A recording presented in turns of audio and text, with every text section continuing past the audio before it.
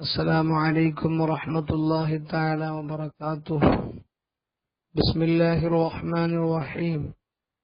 الحمد لله رب العالمين، والصلاة والسلام على رسوله الأمين وعلى آله وصحبه أجمعين. أما بعد. അദ്കിയ class 63. പ്രിയപ്പെട്ട കൂട്ടുകാരെ, ഇന്നലെ ഞാൻ പറഞ്ഞ ക്ലാസ്സിലെ അതബില്ലാത്തവൻ ദുബ്ബാണ് എന്ന് പറഞ്ഞിരുന്നു. ദുബിന്റെ അർത്ഥം കരടി എന്നാണ് ആദ്യമായി ഉണർത്തുകയാണ്. പിന്നെ സുബ്ഹി നിസ്കാരം കഴിഞ്ഞ് തുലൂഉ ശംസ് വരെ ചെയ്യേണ്ട വുർദുകൾ സംബന്ധിച്ച് മഹാൻ പറഞ്ഞു. അതിന്റെ ശേഷം ഇശ്റാഖ് നിസ്കരിക്കണമെന്ന് പറഞ്ഞു. എന്നാൽ വഖ്തലഫു ഹൽ സ്വലാത്തുൽ ഇശ്റാഖി ഹിയ സ്വലാത്തുൽ ളുഹാ ഔ ഗൈറുഹാ, ഇശ്റാഖ് നിസ്കാരവും ളുഹാ നിസ്കാരവും ഒന്നാണോ അതല്ല രണ്ടും വ്യത്യസ്തമാണോ? ഈ വിഷയത്തിൽ ഉലമാക്കൾക്കിടയിൽ അഭിപ്രായ ഭിന്നതയുണ്ട്, വ്യത്യാസങ്ങളുണ്ട്. ദഹബ ബഅ്ളുഹും ഇലൽ അവ്വലി, ചില ഫുഖഹാക്കൾ പറഞ്ഞു, ഉലമാക്കൾ പറഞ്ഞു ഇശ്റാഖും ളുഹയും ഒന്നാണ്. എന്നാൽ ബഅ്ളുഹും മറ്റു ചിലർ പറഞ്ഞു, അവർ പറഞ്ഞു ഇലസാനി, അഥവാ രണ്ടും വിഭിന്നമാണ്, ഇശ്റാഖ് ഒന്ന് വേറെ ളുഹ എന്ന് വേറെ. മഹാനായ സൈനുദ്ദീൻ മഖ്ദൂം അവറുകള് രണ്ടും വ്യത്യസ്തമാണ് എന്ന അഭിപ്രായക്കാരനാണ്. കാരണം ആ മുസന്നിഫ് ഇതേ കിതാബിൽ തന്നെ ഇവിടെ ഇശ്റാഖ് നിസ്കാരത്തെ സംബന്ധിച്ച് പറയുന്നു. ഇൻഷാ അല്ലാഹ് ഇനി അല്പം കഴിഞ്ഞാൽ മഹാനവറുകൾ തന്നെ ളുഹാ നിസ്കാരത്തെ പറ്റിയും പറയുന്നുണ്ട്. അപ്പോൾ രണ്ടും വ്യത്യസ്തമാണ് എന്ന് അതിൽ നിന്ന് നമുക്ക് ഗ്രഹിക്കാം. മഹാനവറുകൾ ആ അഭിപ്രായക്കാരനാണ് എന്നും മനസ്സിലാക്കാം. പിന്നെ ഇശ്റാഖ് നിസ്കാരം കഴിഞ്ഞ് ഖുർആൻ പാരായണത്തിന്റെ പ്രസക്തിയും അതിന്റെ ആദാബുകൾ പാലിച്ച് ഓതാനും തർത്തീലായി ഓതാനും എല്ലാം പഠിപ്പിച്ചു.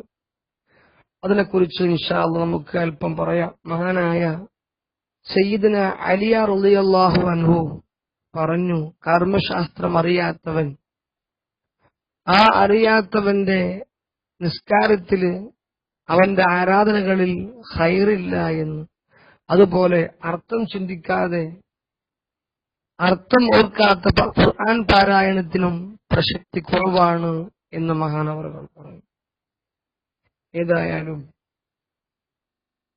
ശുദ്ധമായ ഖുർആൻ പാരായണം ചെയ്യുന്ന വേളയിൽ അദബുകൾ പാലിക്കാൻ, അവന്റെ അവയവങ്ങൾ മുഴുവനും അടക്കി വെക്കാനും, അവകളെ കൊണ്ടുള്ള കളി തമാശകള്, മറ്റു കാര്യങ്ങൾ, ആക്ഷനുകൾ ഇതെല്ലാം ഒഴിവാക്കി പ്രത്യേകമായ അച്ചടക്കത്തോടുകൂടെ ഖിബ്ലയിലേക്ക് മുന്നിട്ട് ശുദ്ധിയോടുകൂടെ നല്ല വസ്ത്രങ്ങൾ ധരിച്ച്, തലപ്പ ധരിച്ച്, തലയുടെ മുകളിൽ ഖുത്ബ ഓതുമ്പോഴുന്ന പോലെ ഷാളിട്ട്, അപ്രകാരം ഹുദൂറുൽ ഖൽബോടുകൂടെ മറ്റു ഖൽബിന്റെ മനസ്സിന്റെ മറ്റു ചിന്തകളിൽ നിന്നും വിചാരങ്ങളിൽ നിന്നും മാറിക്കൊണ്ട് ഖുർആൻ പാരായണം ചെയ്യാൻ കൽപ്പിച്ചു.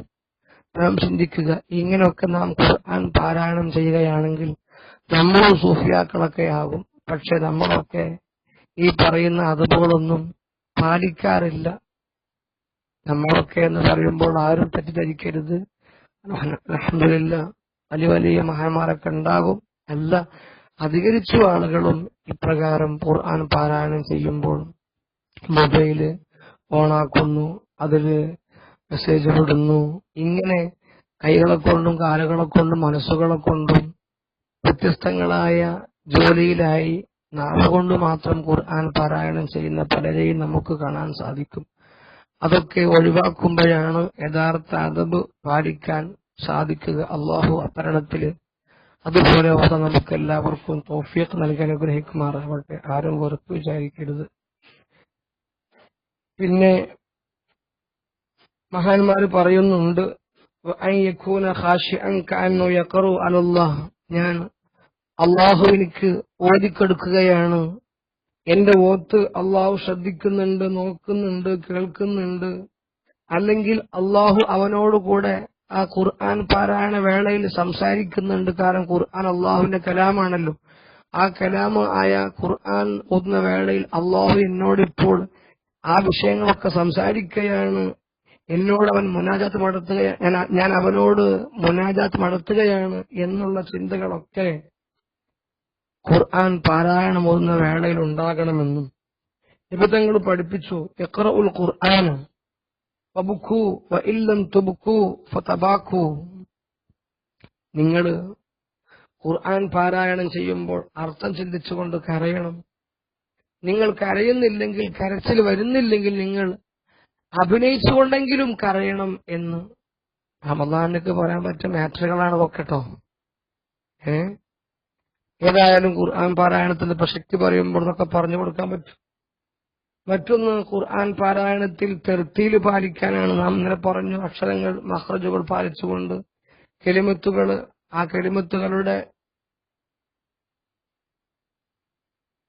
വ്യത്യാസങ്ങളൊക്കെ പാലിച്ചുകൊണ്ട് പാരായണം ചെയ്യലിക്കാണല്ലോ തെർത്തിൽ എന്ന് പറയുക. ഇനി ഖുർആൻ എങ്ങനെയാണ് നമുക്ക് മരുന്നാകുന്നത്, അതിനെക്കുറിച്ച് മഹാന്മാർ പല വിഷയങ്ങളും പറഞ്ഞിട്ടുണ്ട്. ഒന്നാമത്തത്, وإنما كانت تلاوة القرآن العظيم من أدوية القلب لأنه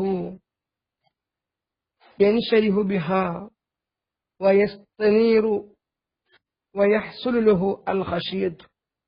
അഥവാ ഖുർആനിന്റെ പാരായണം കൊണ്ട് മനുഷ്യന്റെ കൽബ് പ്രകാശപൂരിതമാവുകയും വിശാലമാവുകയും ഖശിയത്ത് ഭക്തി ലഭിക്കുകയും അവനിക്ക്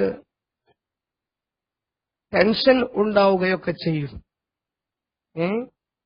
പക്ഷേ ലാക്കിൻ ബിശർത്തി മുറാഅത്തിൽ ആദാബി സാബിഖ, മേൽ പറയപ്പെട്ട മര്യാദകൾ പാലിച്ചുകൊണ്ട് ഓതുമ്പോഴാണ് ഈ പറയപ്പെട്ട കാര്യങ്ങളൊക്കെ ഉണ്ടാവുക.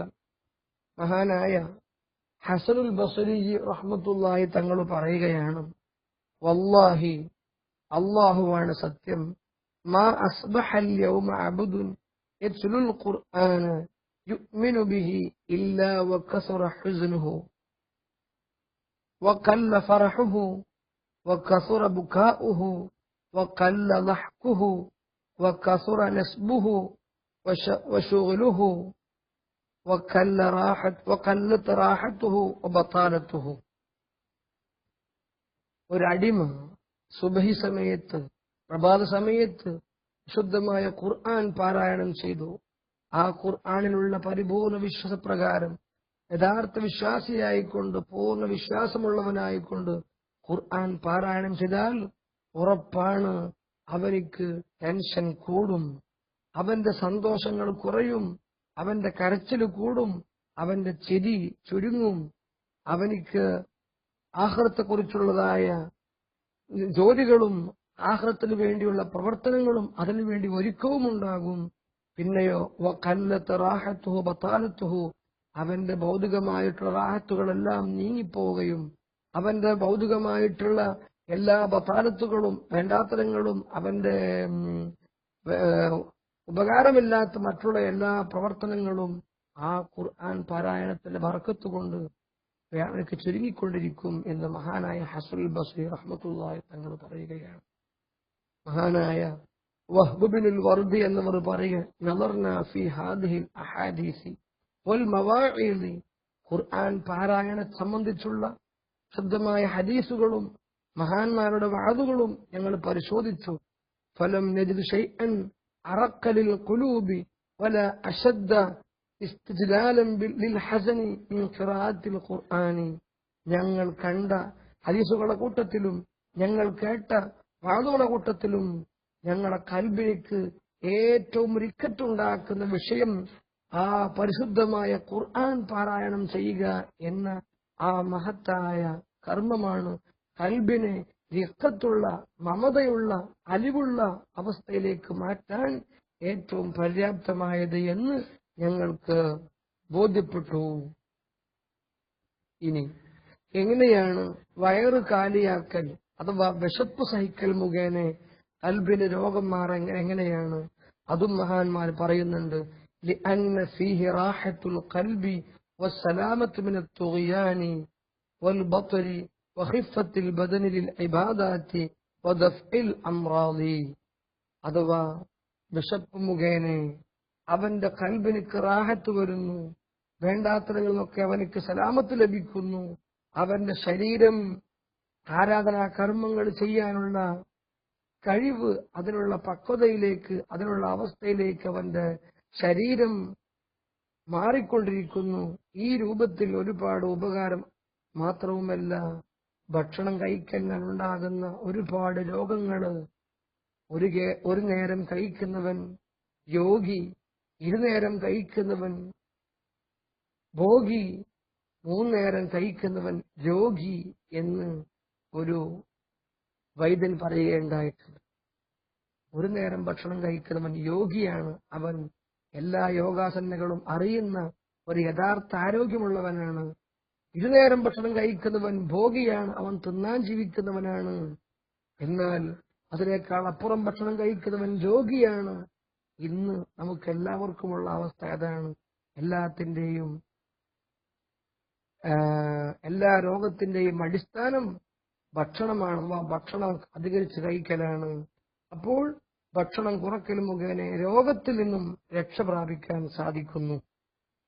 ഇനി അതിനെക്കുറിച്ച് മഹാന്മാർ ഹബീബായ നബി സല്ലല്ലാഹു അലൈഹി വസല്ലമ തങ്ങൾ പറഞ്ഞ ഒരുപാട് മദ്ഹുകൾ, അഥവാ വഖദ് വറദ ഫീ മദ്ഹിൽ ജൂഇ, വിശപ്പിന്റെ മദ്ഹിൽ ഒരുപാട് ഹദീസുകൾ വന്നിട്ടുണ്ട്. വദമ്മി ശബ്ഇ, വയറുമുറക്കുന്നതിന് ഒരുപാട് റസൂലുള്ളാഹിന്റെ വിരോധനങ്ങൾ വന്നിട്ടുണ്ട്. എന്നാൽ മഹാനായ സുയൂത്തി ഇമാമു ഈ വിഷയത്തിലായിക്കൊണ്ട് പറഞ്ഞു, അവിടെ നിന്ന് റിപ്പോർട്ട് ചെയ്തു, എന്താണ്? സയ്യിദുൽ അമലി അൽ ജൂഉ, അമലിന്റെ നേതാവ്, അമലിനെ നയിക്കുന്ന ആള് അൽ ജൂഉ, വിശപ്പാണ്. മറ്റൊന്ന് കാണാം, അൽ ജൂഉ മുഖുൽ ഇബാദ, ഇബാദത്തിന്റെ മുഖ്, അതിന്റെ അകക്കാമ്പ് എന്താണ്? ഏറ്റവും ഇമ്പോർട്ടന്റ് ആയത് വിശപ്പാണ്. മറ്റൊന്ന് കാണാം, അഹ്യു ഖുലൂബകും ബിഖില്ലത്തി ളഹഖി വഖില്ലത്തി ശബ്ഇ വതഹ്ഹിറുഹാ ബിൽ ജൂഇ തസ്ഫു വതറുഖു. തീർച്ചയായും നിങ്ങൾ നിങ്ങളുടെ കൽബിനെ ചുരുക്കിക്കൊണ്ട് ജീവനുള്ളതാക്കി തീർക്കുവീൻ. അതിനെ പ്രകാരം തന്നെ നിങ്ങൾ വയറ് നിറയ്ക്കലിനെ ചുരുക്കിക്കൊണ്ടും നിങ്ങളുടെ കൽബിനിക്ക് ജീവസത്തതാക്കണം, നിങ്ങൾ ജീവനുള്ളതാക്കി മാറ്റണം.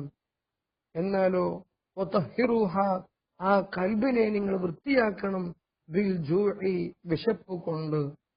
എന്നാൽ ആ കൽബ് തെളിയും, ആ കൽബ് റിഖത്തുള്ളതായിത്തീരും, അഥവാ മമതയുള്ളതും അലിവുള്ളതുമായിത്തീരും. മറ്റൊന്ന് കാണാം, അഖറബുക്കും മിന്നി യൗമൽ ഖിയാമത്തി അക്സറുക്കും ജൂഅൻ വതഫക്കുറ, നാളെ മഹ്ശറയിൽ എന്നോട് ഏറ്റവും കുറുബുണ്ടാകുന്നവൻ ദുനിയാവിൽ വെച്ച് ഖൈറിനു വേണ്ടി ഏറ്റവും വിശപ്പ് സഹിച്ചവനും അപ്രകാരം അള്ളാഹുവിനെ ഓർത്ത്, അള്ളാഹുവിന്റെ അജായിബുകളെ ഓർത്ത് ചിന്തയെ ഒഴുകിയവനുമാണ് നാളെ എന്നോട് ഏറ്റവും അടുപ്പമുണ്ടാവുക എന്ന്. മറ്റൊന്നിൽ കാണാം, മൻ കസുറ തആമുഹു കസുറ അദാബുഹു, നഊദു ബില്ലാഹ്, എത്രത്തോളം ഭക്ഷണം കൂടുന്നുവോ അത്രത്തോളം അദാബും കൂടും. മാഷാ അല്ലാഹ്, നഊദു ബില്ലാഹ്, അള്ളാഹു നമ്മെ കാത്തുരക്ഷിക്കുമാറാണ്. ഭക്ഷണം കൂടുന്തോറും അദാബ് കൂടും, അഥവാ മൻ കസുറ തആമുഹു കസുറ അദാബുഹു. വഖൗലുഹു അലൈഹി സ്വലാത്തു വസ്സലാം, ലാ സിഹ്ഹത മഅ കസറത്തി നൗമി, ഉറക്കം അധികരിക്കലോടുകൂടെ ആരോഗ്യമുണ്ടാവൂല. വലാ സിഹ്ഹത മഅ കസറത്തിൽ അക്ലി, ഭക്ഷണം അധികരിക്കലോടുകൂടെയും ആരോഗ്യമുണ്ടാകൂല. വലാ ശിഫാഅ ബിഹറാമിൻ, ഹറാമായ കാര്യങ്ങളെ കൊണ്ട് നാം അസുഖത്തിലേക്ക് ചികിത്സ നടത്തിയാൽ അതിൽ ശിഫയുണ്ടാവുകയും ഇല്ല. നഊദു ബില്ലാഹ്, അല്ലാഹു കാത്തുരക്ഷിക്കുമാറാകട്ടെ. മറ്റൊന്ന് കാണാം, സലാസത്തുൻ തൂരിസു ഖസ്വത്തൽ ഖൽബ് ഹുബ്ബുൻ നൗമി വഹുബ്ബുർ റാഹതി വഹുബ്ബുൽ അക്ലി. നഊദു ബില്ലാഹ്, കേൾക്കുന്ന ഹദീസുകളൊക്കെ ബേജാറുണ്ടാക്കുന്ന, കൽബിനിക്ക് വിഷമുണ്ടാക്കുന്നതായ ഹദീസുകളാണ്. അഥവാ 3 കാര്യങ്ങൾ മനുഷ്യന്റെ കൽബ് കടുത്ത കൽബിന്റെ ഉടമകളാക്കി തീർക്കും. എന്തൊക്കെയാണ്? ഹുബ്ബുൻ നൗമി, ഉറങ്ങണം ഉറങ്ങണം സദാസമയത്തും ആ ഒരു ചിന്ത. വഹുബ്ബുർ റാഹത്തി, എപ്പോഴും റെസ്റ്റ് വേണം എന്നുള്ള ആ ഹുബ്ബ്. വഹുബ്ബുൽ അക്ലി, നല്ല തിന്നണം നല്ല മുണുങ്ങണം എന്നുള്ള ആ ഒരു ചിന്ത. ഈ 3 കാര്യങ്ങളും മനുഷ്യന്റെ കൽബ് കടുത്ത കൽബാക്കി തീർക്കും. അള്ളാഹു കാത്തുരക്ഷിക്കുമാറാണ്. കൂടിപ്പോയതിൽ ഞാൻ അറിയാതെ കൂടിപ്പോയതാണ്, ക്ഷമിക്കണമെന്ന് അറിയിക്കുന്നു. അസ്സലാമു അലൈക്കും വറഹ്മത്തുള്ളാഹി.